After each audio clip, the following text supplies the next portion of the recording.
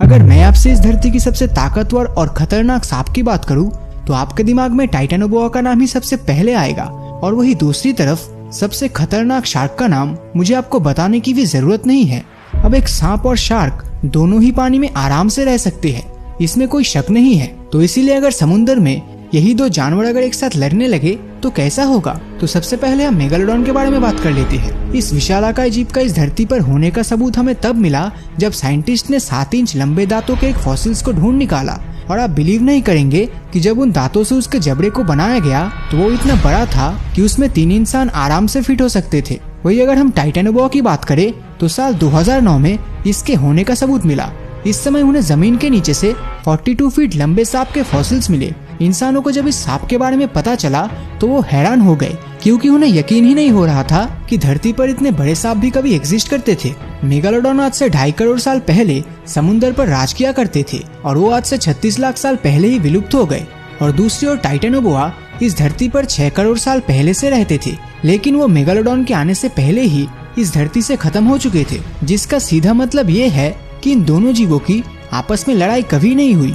लेकिन क्या आपने कभी सोचा है कि धरती के सबसे बड़े सांप के साथ अगर सबसे बड़े शार्क की लड़ाई होती तो उनमें से कौन जीतता?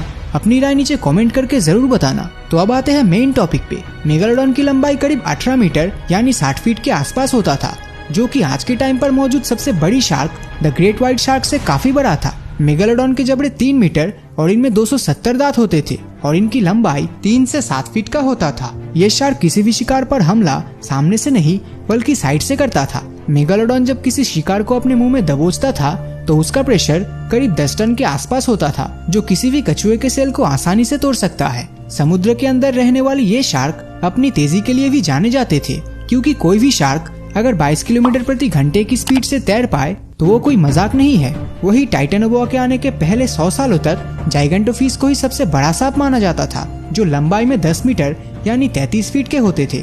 और साइंटिस्टों का दावा था कि इससे बड़े सांप इतिहास में कभी एग्जिस्ट ही नहीं कर सकता।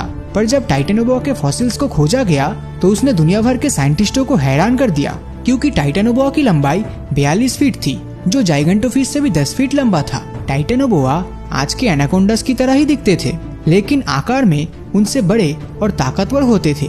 टाइटेनोबोआ भी एक आम सांप की तरह अपने शिकार के विंड पाइप को तोड़कर उसका दम घुटकर मार देता था, और वो उस शिकार को तब तक जकड़ के रखते थे जब तक कि उसकी मौत न हो जाए। रिसर्चर्स की माने तो ये सांप अपने ज्यादातर समय पानी में गुजारा करते।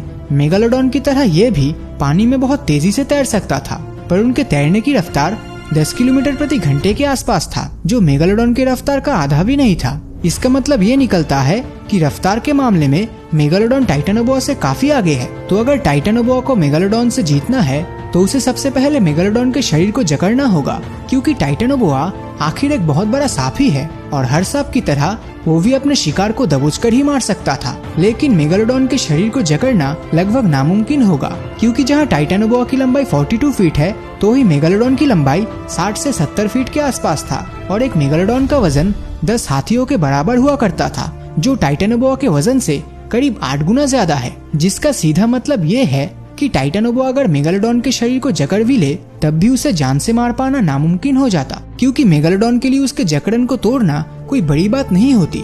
इन दोनों की लड़ाई में अगर देखा जाए तो टाइटेनोबोआ की लंबाई ही उसके लिए सबसे बड़ा डिसएडवांटेज हो जाता, क्योंकि इतनी बड़ी साइज होने की वजह से मेगालोडॉन के लिए उसे पकड़ना और भी आसान हो जाता, क्योंकि मेगालोडॉन उसके शरीर के किसी भी हिस्से को आसानी से पकड़ सकता था और इस केस में टाइटेनोबोआ कुछ भी नहीं कर पाता। जैसे कि वीडियो की शुरुआत में मैंने आपको बताया था कि मेगालोडॉन की बाइटिंग फोर्स 10 टन के आसपास होता था, और अगर गलती से भी टाइटेनोबोआ सिर्फ एक बार के लिए ही मेगालोडॉन के जबड़े में फंस जाए तो पलक झपकते ही उसके शरीर के टुकड़े टुकड़े हो जाते।